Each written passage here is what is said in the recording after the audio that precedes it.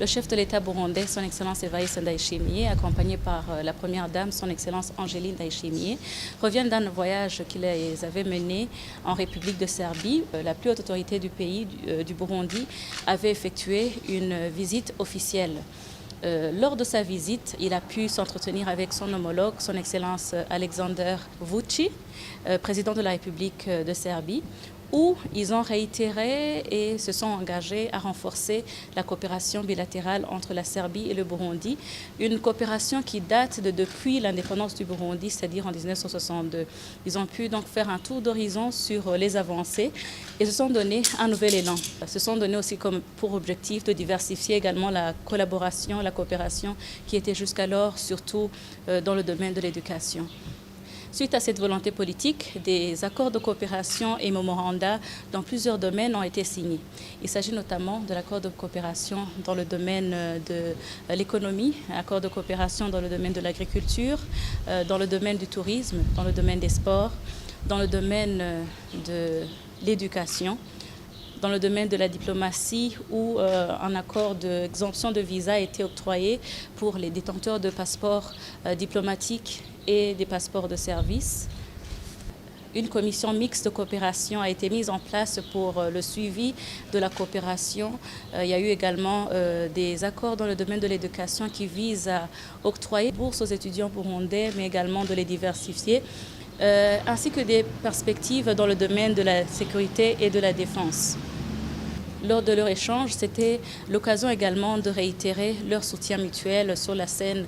internationale et régionale. À cet effet, son Excellence le Président de la République du Burundi a réitéré le soutien du Burundi à la Serbie en ce qui est de la question du Kosovo, où il a rappelé que le Burundi est un État, un pays respectueux de la Charte des Nations Unies, qui respecte l'intégrité territoriale et la souveraineté des États, et qui déplore toute tendance concessionniste. Du point de ce fait, il soutient entièrement la position de la Serbie sur la question du Kosovo, qui est considérée comme partie intégrante de la Serbie.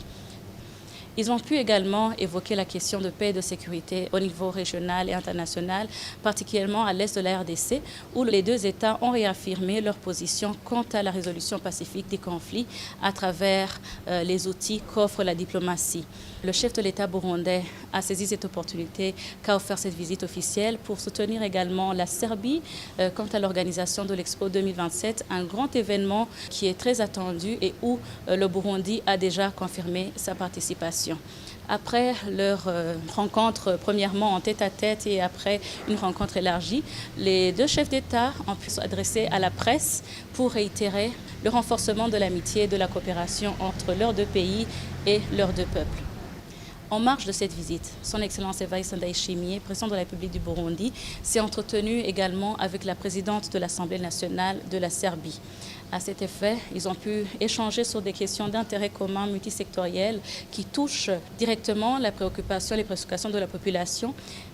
et analyser ensemble comment ils peuvent fructifier les accords qui ont déjà été signés reflétant la volonté politique des deux chefs d'État pour que le peuple serbe et le peuple burundais puissent en tirer profit, puissent vraiment tirer avantage de ces accords qui ont été signés.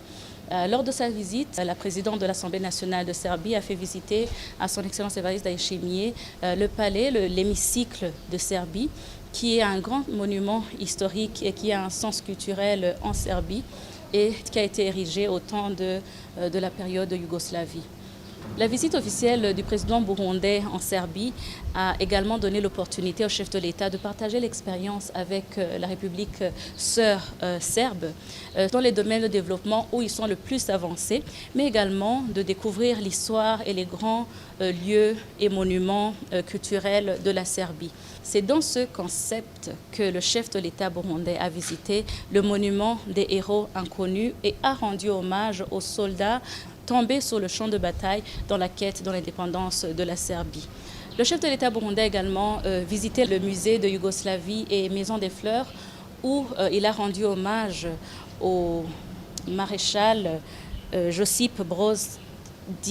nommé Tito, qui est une grande figure historique et un grand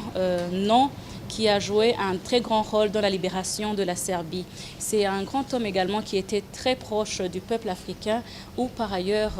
le jour où on célèbre l'unité africaine est tiré du fait de la date de naissance de ce grand homme. Donc c'était l'occasion pour le chef de l'État burundais également de rendre hommage à celui que la Serbie reconnaît et qui a joué un rôle très grand dans la libération de la Serbie. Au niveau des secteurs de développement, le chef de l'État burundais a visité l'Institut Vlatacom, qui est un grand centre de recherche et de développement des nouvelles technologies, mais orienté dans la sécurité des airs, la sécurité de la mer, la sécurité sur terre, que ce soit dans le développement des logiciels spécialisés, mais également du matériel de guerre. C'était l'opportunité également d'évoquer et d'échanger sur les perspectives de collaboration, de coopération dans le domaine de la sécurité et le domaine militaire. Le chef de l'État a visité également le parc technologique et scientifique de Belgrade, qui est un très grand incubateur pour les jeunes qui ont des projets, des initiatives d'innovation technologique et qui sont accompagnés pour les concrétiser. Aujourd'hui, ce centre est comme un berceau de naissance de plusieurs entreprises et sociétés numériques qui produisent des solutions qui sont également vendues dans toute la région, que ce soit au niveau de l'Europe et même au-delà. Toujours dans le cadre de visite, au chef de l'État burundais, on a présenté le projet Otafront, qui est un projet de modernisation de la ville de Belgrade. Et toutes ces visites concordent avec les visions et les objectifs de développement que le Burundi, que ce soit dans le domaine des technologies, on sait très bien que la digitalisation est au cœur des priorités, que ce soit dans le domaine économique, que ce soit dans le domaine de l'émergence, ce qui a offert l'opportunité également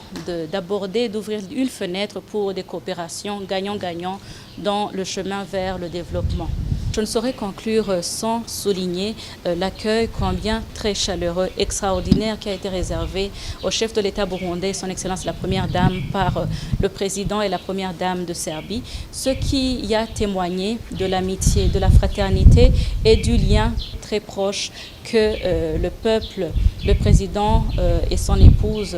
de la Serbie, le gouvernement et le peuple serbe ont à l'intention du gouvernement burundais et du peuple burundais.